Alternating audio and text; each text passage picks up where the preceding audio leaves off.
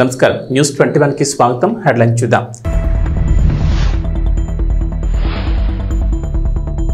రుణమాఫీ వర్తించిన రైతులకు good news. వివరాల నమోదుకు యాప్, రేపటి నుంచి సర్వే.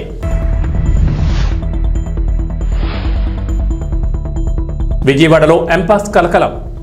డిఎంఎన్హెచ్ఓ క్లారిటీ, జీజీహెచ్లో ప్రత్యేకంగా వార్డుల ఏర్పాటు.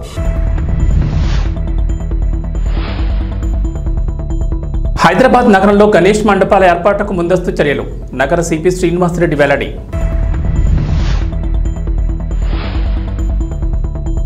తెలంగాణకు రెయిన్ అలర్ట్. నేడు పలు జిల్లాల్లో భారీ వర్షాలు, ఎల్లో అలర్ట్ జారీ. తెలంగాణ ప్రభుత్వం 2 లక్షల రైతు రుణమాఫీ పథకం అమలు చేసిన సంగతి తెలిసిందే. మొత్తం 3 విడతల్లో రైతుల ఖాతాల్లో డబ్బులు జమ చేశారు.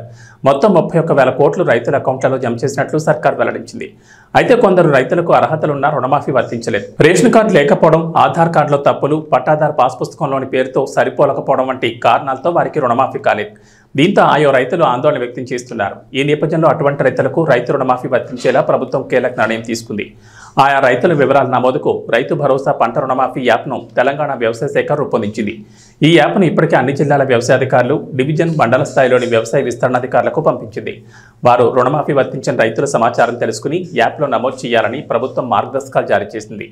రేపటి నుంచి ఈ సర్వే ద్వారా యాప్లో వివరాల నమోదు ప్రక్రియ ప్రారంభమవుతుందని అధికారులు తెలిపారు. మన దేశంలో ప్రతి ఏడాది గణేష్ నవరాత్రి ఉత్సవాలు ఘనంగా నిర్వహిస్తారు. పల్లె పట్టణం అనే తేడా లేకుండా గల్లీ గల్లీలో గణనాథుడు కొలువు తీరుతాడు. ఈ ఉత్సవాల్లో ముఖ్యంగా యువత ఎక్కువగా పాల్గొంటారు. చందాలు పోగేసి మరీ గణేశుడికి మండపాలు ఏర్పాటు చేస్తారు. 9 రోజుల పాటు ఘనంగా పూజలు చేసి గణపయ్యను గంగమ్మ ఒడికి చేరుస్తారు. ఈ ఏడాది సెప్టెంబర్ 7న వినాయక చవితి ఉత్సవాలు ప్రారంభం కానున్నాయి. అదే నెల 17న మహానిమజ్జన ఊరేగింపు కార్యక్రమాలు ఉంటాయి. అయితే గణేష్ మండపాలు ఏర్పాటు చేయాలంటే కొన్ని రూల్స్ ఖచ్చితంగా పాటించాల్సి ఉంటుంది. ప్రభుత్వం నుంచి ఖచ్చితంగా అనుమతి తీసుకోవాలి. ఈ మేరకు నిర్వాహకులు నిబంధనలు పాటించాలని హైదరాబాద్ నగర పోలీస్ కమిషనర్ కొత్తకోట శ్రీనివాసరెడ్డి ఒక ప్రకటన విడుదల చేశారు. శాంతి భద్రతలకు ఎలాంటి విఘాతం కలగకుండా సహకరించాలని నిర్వాహకులు, ఉత్సవ కమిటీలను సిపి కోరారు. ప్రస్తుతం తెలంగాణలో ఎన్ కన్వెన్షన్ సెంటర్ కూల్చివేయడం హాట్ టాపిక్గా మారింది. మీడియా, సోషల్ మీడియా ఎక్కడ చూసినా ఇప్పుడు ఇవే వార్తలు దర్శనమిస్తున్నాయి.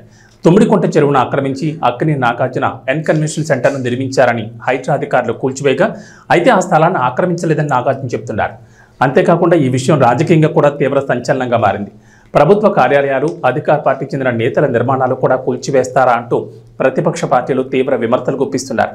ఈ క్రమంలోనే గత 2 రోజులుగా ఎన్ కన్వెన్షన్కు సంబంధించిన ఎన్నో వార్తలు చక్కర్లు కొడుతున్నాయి. ఈ సందర్భంగా ఎన్ కన్వెన్షన్ విషయంలో వస్తున్న వదంతులు నమ్మొద్దంటూ అక్కినేని నాగార్జున అభిమానులు, శ్రేయోభిలాషులకు విజ్ఞప్తి చేశారు. ఎన్ కన్వెన్షన్ కూల్చివేత విషయంలో తాను హైకోర్టు వెలువరించే తీర్పు కట్టుబడి ఉంటానని ఈ సందర్భంగా నాగార్జున తెలిపారు. తీర్పు వెలువడే వరకు ఎలాంటి వదంతులు, అవాస్తవాలు నమ్మొద్దని ట్విట్టర్ వేదికగా విజ్ఞప్తి చేశారు. ఈ మేరకు ట్వీట్ చేసిన నాగార్జున, ప్రియమైన అభిమానులు, శ్రేయోభిలాషులకు ఎన్ కన్వెన్షన్కు సంబంధించి వస్తున్న వార్తల్లో వాస్తవాల కంటే ఊహాగానాలు ఎక్కువగా వినిపిస్తున్నాయి. పట్టాభూమిలోనే కన్వెన్షన్ నిర్మించాం, ఒక్క సెంటు కూడా ఆక్రమించలేదు. తుమ్మిడికుంట చెరువు ఆక్రమణ గురి కాలేదని special court AP land grabbing act 24/2/2014న ఓ ఆర్డర్ SR 3943/2011 ద్వారా జడ్జిమెంట్ ఇచ్చింది. ప్రస్తుతం నిర్మాణం, చట్టబద్ధతపై నిర్ణయాధికారం కోసం హైకోర్టును ఆశ్రయించాం. న్యాయస్థానం తీర్పును కట్టుబడి ఉంటాను, అవాస్తవాలు నమ్మకండి తెలిపారు. ఆంధ్రప్రదేశ్ ప్రభుత్వం కీలక నిర్ణయం తీసుకుంది. యువతకు సంబంధించి సరికొత్త కార్యక్రమాన్ని తీసుకొస్తోంది. రాష్ట్రంలో ఔత్సాహిక పారిశ్రామికవేత్తలుగా ఎదగాలి అనుకునే యువతకు చేయూతనివ్వాలని భావిస్తోంది. రాష్ట్ర ప్రభుత్వం ఎలాంటి వారి కోసం EDP అనే కొత్త కార్యక్రమాన్ని అమలు చేయాలని భావిస్తోంది. ఈ మేరకు ప్రణాళికలు సిద్ధం చేస్తోంది. బీసీ, ఆర్థికంగా వెనుకబడిన తరగతులు, కాపు యువతను ఔత్సాహిక పారిశ్రామికవేత్తలుగా తీర్చిదిద్దే దిశగా ఈ నిర్ణయం తీసుకుంది. ఈ మేరకు ఏపీ ప్రభుత్వం హైదరాబాద్లోని జాతీయ సూక్ష్మ, చిన్న, మధ్యతరహా పరిశ్రమ సంస్థతో ఒప్పందం చేసుకోనుంది. ఈ కార్యక్రమం అమలుకు సంబంధించి ఇప్పటికే ఆ సంస్థతో ఆయా శాఖల అధికారులు చర్చలు కూడా ప్రారంభించారు. అక్కడ నేర్పించే పరిశ్రమల సిలబస్కు అనుగుణంగా 4 లేదా 6 వారాలు శిక్షణ అందిస్తారు. ఈ మేరకు ఒక్కో అభ్యర్థిపై అయ్యే ఖర్చును కేంద్ర, రాష్ట్ర ప్రభుత్వాల నిధుల నుంచి భరించనుంది. అంతేకాదు ఏటా 2,000 మందిని ఔత్సాహిక పారిశ్రామికవేత్తలుగా తీర్చిదిద్దేలా ప్రతిపాదనలు సిద్ధం చేశారు అధికారులు. విజయవాడలో ఎంపాక్స్ అంటూ కలకలం రేపింది. ఈ ప్రచారంపై ఎన్టీఆర్ జిల్లా వైద్య ఆరోగ్య శాఖ అధికారిని సుహాసిని స్పందించారు. ఇప్పటి వరకు జిల్లాలో ఎవరిలోనూ ఎంపాక్స్ లక్షణాలు గుర్తించలేదని, దుష్ప్రచారాన్ని నమ్మొద్దని సూచించారు. ఎంపాక్స్ ప్రచారంపై విజయవాడ ప్రభుత్వ పీడియాట్రిక్స్ HOD అనిల్ కుమార్ కూడా స్పందించారు. ఎవరికి అలాంటి లక్షణాలు లేవన్నారు. అయితే దుబాయ్ నుంచి వచ్చిన కుటుంబంలో ఓ చిన్నారికి ఎంపాక్స్ లక్షణాలు ఉన్నాయని సోషల్ మీడియాలో ప్రచారం జరుగుతోంది. దీంతో ఎన్టీఆర్ జిల్లా DMNHO క్లారిటీ ఇచ్చారు. మరోవైపు మంకీపాక్స్ వార్తలతో అధికారులు అప్రమత్తమయ్యారు. ఒకవేళ ఎంపాక్స్ కేసులు వస్తే యుద్ధ ప్రాతిపదికన చర్యలు చేపట్టేందుకు సిద్ధమయ్యారు. ఈ మేరకు విజయవాడ కొత్త ప్రభుత్వ ఆసుపత్రిలో 6 పడకలు, అత్యాధునిక వైద్య పరికరాలతో ప్రత్యేకంగా వార్డు ఏర్పాటు చేశారు వైద్య ఆరోగ్య శాఖ అధికారులు. ఆరోగ్య శాఖ ఉన్నతాధికారుల ఆదేశాలతో సూపర్ స్పెషాలిటీ బ్లాక్లో వార్డును ఏర్పాటు చేసినట్లు ఆసుపత్రి సూపరింటెండెంట్ డాక్టర్ వెంకటేష్ తెలిపారు. అలాగే ఎంపాక్స్ మీద వచ్చే వదంతులను ప్రజలు నమ్మొద్దని, ఒకవేళ ఆ వ్యాధి వ్యాప్తి చెందితే తగిన చర్యలు తీసుకునేందుకు అన్ని విధాలుగా సిద్ధంగా ఉన్నామని ఆయన చెప్పారు. జనగామ జిల్లా దేవరుప్పల మండల కేంద్రంలోని బోనాల పండుగ వేడుకలను గ్రామస్తులు ఘనంగా నిర్వహించారు. ఈ సందర్భంగా యువత, మహిళలు గ్రామాల్లో బోనాలతో ఊరేగింపుగా బయలుదేరారు. డప్పు నృత్యాలతో మహిళలు పెద్ద ఎత్తున బోనాలతో గ్రామాల్లో తిరిగి అమ్మవార్లకు పూజలు నిర్వహించారు. పిల్ల పాపలను చల్లగా చూడాలని, పాడి పంటలు సమృద్ధిగా పండాలని అమ్మవారికి బోనం సమర్పించి మొక్కులు చెల్లించుకున్నారు.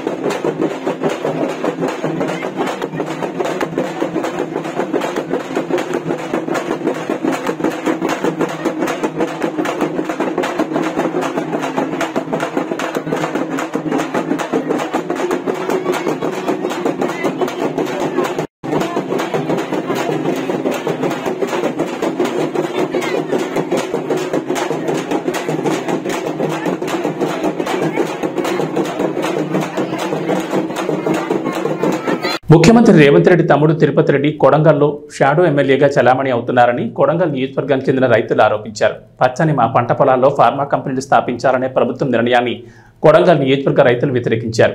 కొడంగల్ నియోజకవర్గంలోని దుద్యాల మండలానికి సంబంధించిన లగచర్ల, హక్కింపేట్, పోలేపల్లి, ఆర్బి తాండా, పులిచెర్ల కుంటతాండా, ఈర్లపల్లి తాండా గ్రామాలకు సంబంధించిన గిరిజన, దళిత, బీసీ సామాజిక వర్గాలకు చెందిన రైతులమైన మా పంట పొలాల్లో ఫార్మా కంపెనీలు స్థాపించాలని కాంగ్రెస్ ప్రభుత్వం 3000 ఎకరాల భూమిని సేకరించడానికి పూనుకుందని బాధిత రైతులు బషీర్బాగ్ ప్రెస్ క్లబ్లో తెలిపారు. వారసత్వంగా వచ్చిన భూములు మాలో కొందరు కొనుక్కున్న భూములు, అదేవిధంగా గత ప్రభుత్వాలు పేదలకు కేటాయించిన అసైన్డ్ భూములు ఇందులో ఉన్నాయన్నారు. ఇందులో దేన్ని కూడా మేము వదులుకోవడానికి సిద్ధంగా లేమని, మా ప్రాంతంలో చక్కటి వ్యవసాయం జరుగుతుందని పేర్కొన్నారు. ఇలా సంవత్సరం మొత్తం పంటలు పండే మా భూములను ప్రభుత్వం మా నుంచి భూమి తీసుకున్నట్లయితే రేపొద్దున పరిసర ప్రాంతాల్లో నీరు, గాలి, భూమి అన్ని కలుషితమైపోతాయని ఆందోళన వ్యక్తం చేశారు. తద్వారా మా నివాస ప్రాంతాలను కూడా అక్కడి నుంచి మార్చాల్సిన పరిస్థితులు ఏర్పడతాయన్నారు. ప్రభుత్వానికి, మీడియా మిత్రులకు అక్కింపేట, పూలపల్లి, లగచర్ల, కోటిబండ తాండా, ఈర్లపల్లి తాండా, పులిచెర్లకుంట తాండా ప్రజల తరఫున ముందు నమస్కారాలు తెలియజేస్తున్నాం. మా బాధ ఏంటంటే రేవంత్ రెడ్డి ప్రభుత్వం వచ్చిన తర్వాత మా గ్రామాలు, ఇప్పుడు చెప్పిన గ్రామాల నుంచి 1500 ఎకరాల భూమి కబ్జా చేయడం కొరకు ఆల్రెడీ నోటీసులు ఇచ్చారు. వికారాబాద్ కలెక్టర్ ద్వారా నోటీసులు ఇవ్వడం జరిగింది. ఫార్మా కంపెనీ మేము పెడతాము అని. వ్యవసాయదారులు అయితే ఇక్కడ ఉన్నోళ్ళు అద్దెకరము, ఎకరా, 2 ఎకరాలు, 3 ఎకరాల లోపు ఉన్న సన్నకారు, చిన్నకారు, పేద రైతులు మాత్రమే మా భూములు గుంజుకుంటా అని అంటున్నారు. అక్కడ పెట్టడం వల్ల మా మొత్తం వాటర్ పొల్యూషన్ అవుతుంది ఒకటి, మా భూములు పోతున్నాయి 2. ఇన్ని గ్రామాల ప్రజలు నిరుద్యోగులమై రోడ్ల మీద పడి అడక్క తినవలసి వస్తుంది. దయచేసి మేము మనవి చేసేది ఏంటంటే, మీకు ఆ ఫార్మా కంపెనీ మాకొద్దు. మీరు ఎక్కడన్నా ప్రభుత్వ భూమికి, అదే కొడంగల్ తాలూకాలో మైలారం దగ్గర 2000 ఎకరాలు, దుద్యాల, తొగపురం దగ్గర 7000 ఎకరాలు, మాకు తెలిసిన ఒకడికి ఇంకా తెలియని భూమి చాలా ఉంది. మీరు అక్కడ పెట్టుకోండి, అది ప్రభుత్వ భూమి, అక్కడ ఎలాంటి అబ్జెక్షన్లు లేవు, మౌనవి. ఈ భూములు గుంజుకొని నిరుద్యోగులుగా చేసి మీ వ్యవసాయ కూలీలుగా చేసి చేయవద్దని మీ అందరం మనవి. దీనివల్ల మాకు పొల్యూషన్ వస్తుంది, భూములు కోల్పోతాం. దీనికి అన్నిటికన్నా మేలు ఏంటంటే అక్కడ పండించే పంటలు మొత్తం మిల్లెట్లు, మినుములు, శనగలు, జొన్నలు, పచ్చజొన్నలు, కందులు, వరి, ఈ ధాన్యాలు పండించే పంట వ్యవసాయ భూములు. బంగారం లాంటి భూములు మేము వదులుకోదలుచుకోలేదు, మేము భూమికి ఇవ్వదలుచుకోలేదు. మీరు పెట్టే కంపెనీ పెట్టుకోండి. అభివృద్ధి పూర్తి చేయాలంటే గవర్నమెంట్ భూమి ఉంది, ప్రభుత్వ భూమిలో ఉండండి, దాన్ని కబ్జా చేసుకోండి, మీరు ఏమైనా చేసుకోండి, అక్కడ కంపెనీలు పెట్టండి. పెడతారా పెట్టారా అది మీ ఇష్టం. అభివృద్ధి పేరంటారా, మాకు అభివృద్ధి ఉదాహరణ మేము వ్యతిరేకులం కాము. ఓ మెడికల్ కాలేజ్ పెట్టండి, ఓ ఇంజనీర్ కాలేజ్ చేయండి, మాకు హకింపేటకు పూలపల్లికో ఓ ఇంజనీర్ కాలేజ్ చేయండి, డిగ్రీ కాలేజ్ చేయండి, అవి అభివృద్ధి చేయండి. కానీ తెచ్చి ఫార్మా కంపెనీ పెట్టి పొల్యూషన్ చేసి మాకు కనీసం పీల్చుకోవడానికి గాలి కూడా మంచి గాలి లేకుండా భూమి గుంజుకుంటావు, మంచి గాలి ఇవ్వవు, తాగడానికి నీళ్లు పొల్యూషన్. ఇంతకు ముందే మనం ఎల్బీ నగర్లో సిరీస్ కంపెనీ ఉండే, దాదాపు 30 ఏళ్లు కలుషితమైన నీళ్లు. అట్లే నిన్న 3 రోజుల కింద 18 మంది చనిపోయారు ఫార్మా కంపెనీ వాళ్ళు ఆంధ్రాలో. అట్లా ఇక్కడ కూడా ఎన్నో అయినాయి చౌటుపల్ దగ్గర ఉన్న ఫార్మా కంపెనీలు. అక్కడ నుంచి ఈ ఫార్మా కంపెనీలు వల్ల చెడే జరుగుతుంది కానీ మంచి జరుగుతలేదు. కాబట్టి మీ అందరితో ప్రభుత్వానికి విన్నవించకూడదు ఏంటంటే దయచేసి మా మీద కనికరించి మీకు ఓటేసినందుకు పుణ్యమా అని ఈ కార్యక్రమాన్ని మీరు ఏదైతే తలపెట్టినో ఫార్మా కంపెనీ, ఆ ఫార్మా కంపెనీ పెడదామన్న ఉద్దేశాన్ని విరమించుకోవాలని. మీరు ఎక్కడైనా పెట్టుకోండి, ప్రభుత్వ భూమి ఉంది అక్కడ పెట్టుకోండి, మమ్మల్ని బాధ పెట్టకండి, మీరు బాధపడకండి. మీ ద్వారా మేమంతా సుఖపడాలని మీకు ఓటేసాము, ఓటేసి ముఖ్యమంత్రిని చేర్పించుకున్నాము. కానీ మీరు మాత్రం ఈ విధంగా బాధ పెట్టడం మాత్రం ఇది మీకు మీ విజ్ఞతగా వదిలేస్తున్నాం. దయచేసి ఎటువంటి పరిస్థితుల్లో మా భూముల జోలికి రాకండి. మేము భూములు ఎటువంటి పరిస్థితులు ఇవ్వడానికి లేము, మేము దగ్గర రానియము.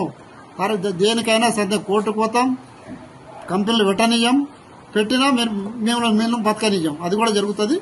దయచేసి ప్రభుత్వానికి విన్నపం, మా భూముల జోలికి మీరు రాకండి, మేము మీ జోలికి మేము రాము. మీరు అభివృద్ధి చేయకున్నా చేసినా సరే మా బతుకు మమ్మల్ని బతకనియండి, మా బతుకు మేము బతుకుతున్నాం. ఎకరం 2 ఎకరాలు చూసుకొని ముసలో నుడి కూడా అంతా దాని మీద ఆధారపడి దాని ఆశతోటి తరతరాలుగా బతుకుతున్న భూమి అది. మీరు దయచేసి కలుషితం చేయవద్దని, మా దగ్గర ఫార్మా కంపెనీ తేవద్దని మీకు పాదాభివందనం చేస్తే ముఖ్యమంత్రి గారికి విన్నవించుకుంటున్నాం. శనివారం కలెక్టర్ కార్యాలయం మీకోసం సమావేశం నందు జిల్లాలోని తహసీల్దార్లు, టీటీలు, సర్వేయర్లు, వివిధ శాఖల రెవెన్యూ అధికారులతో పీజీఆర్ఎస్ ఫిర్యాదులు, స్వచ్ఛ ఆఫీస్ రికార్డ్, కుల ధృవీకరణ పత్రాలు, అసైన్ ల్యాండ్స్, పట్టా ల్యాండ్స్, ఓల్డ్ ల్యాండ్స్, ఖరీఫ్ ధాన్యం కొనుగోళ్లు తదితర అంశాలపై సమీక్ష నిర్వహించారు. ఈ సందర్భంగా జిల్లా joint collector T Rahul Kumar Reddy మాట్లాడుతూ మీకోసం పీజీఆర్ఎస్లో అందిన ఫిర్యాదులను నాణ్యతతో త్వరితగతిన పరిష్కరించారన్నారు. ప్రభుత్వం మీకోసం ఫిర్యాదులపై ప్రత్యేక దృష్టి సారించడం జరిగిందని తెలిపారు. ప్రతి ఫిర్యాదును క్షుణ్ణంగా చదవడం, అర్జీదారుడు ఫిర్యాదును అందజేసే టైం సమయంలో చెప్పే విషయాలను శ్రద్ధగా వినడం చేయాలన్నారు. అవసరమైతే అర్జీదారులను పిలిపించుకుని ఎన్ని రోజుల్లో ఏ విధంగా సమస్యను పరిష్కరించడానికి వీలవుతుందో కూడా తెలియజేయాలన్నారు. స్వచ్ఛ ఆఫీస్ రికార్డ్స్ మెయింటెనెన్స్ బాగా ఉండాలన్నారు. రికార్డు రూముల్లో విద్యుత్ షార్ట్ సర్క్యూట్ జరగకుండా అన్ని విధాల జాగ్రత్తలు తీసుకోవాలని ఆయన సూచించారు. ఇప్పటికే జారీ చేసిన కుల ధృవీకరణ పత్రాలకు సంబంధించి క్షేత్రస్థాయిలో మచ్చుకు కొన్ని పరిశీలించి పూర్తి రికార్డులను సిద్ధం చేసి ఈ నెల 28 లోపుగా సమర్పించారన్నారు. ఏదైనా మార్పులు చేర్పులు ఉంటే సవరణకు జాబితాను పంపాలన్నారు. అసైన్ ల్యాండ్స్, డి నమూనా పట్టా ల్యాండ్స్, ఫ్రీ హోల్డ్ ల్యాండ్స్ గురించి చర్చించారు. జిల్లాలో ప్రభుత్వ భూములను మండలాల వారీగా గుర్తించి నివేదిక సిద్ధం చేయాలని ఆదేశించారు.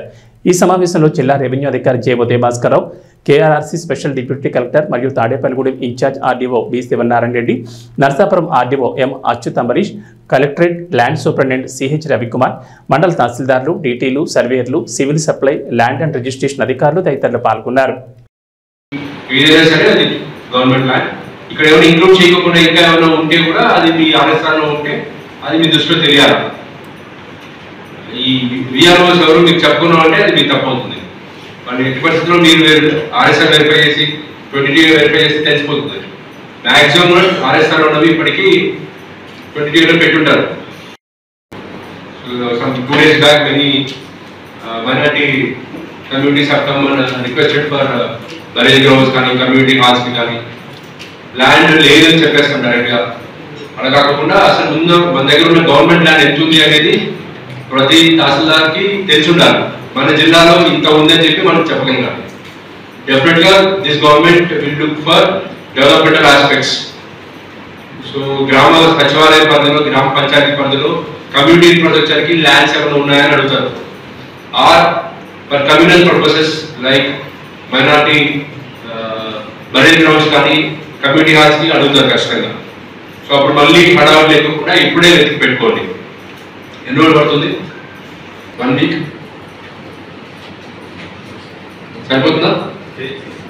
సో వెనస్డే టు వెనస్డే అంటే 20 నెక్స్ట్ వెనస్డే రెవెన్యూ విలేజ్ వారీగా ఏ సర్వే నెంబర్ ఎంత ఎక్స్టెంట్ ఉంది. If it is under encroachment, then we have to remove that encroachment. ఏంటి అనేది ఇచ్చినారు. మేబీ రీసెంట్ గా ఇచ్చిన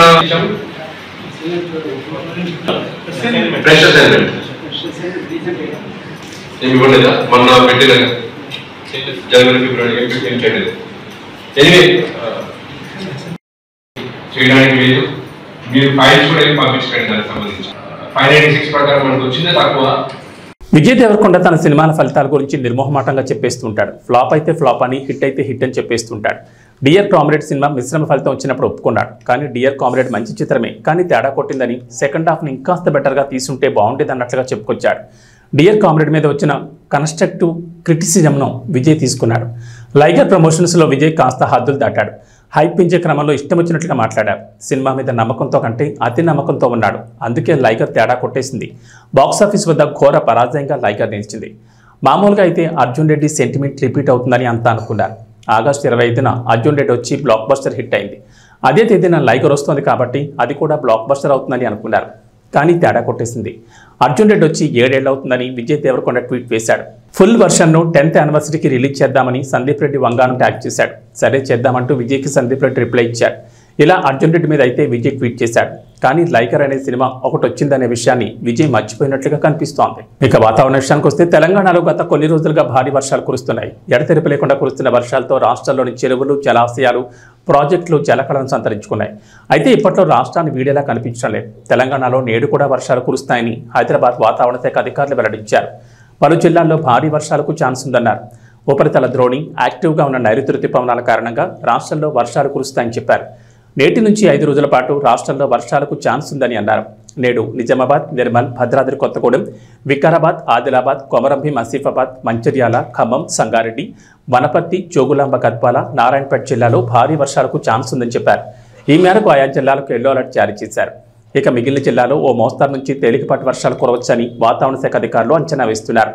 ఇక మంగళవారం మంచిర్యాల, కొమరంభీం, ఆసిఫాబాద్, ఆదిలాబాద్, కరీంనగర్, వరంగల్, హనుమకొండ, నిర్మల్, పెద్దపల్లి, భూపాలపల్లి, ఖమ్మం, సిద్దిపేట, భువనగిరి, వికారాబాద్, ములుగు, కొత్తగూడెం, సంగారెడ్డి, కామారెడ్డి, మెదక్ జిల్లాల్లో వర్షాలు కురిసే అవకాశం ఉందని వాతావరణ శాఖ వెల్లడించింది. ఇవి బులెటిన్ విశేషాలు. నమస్కారం.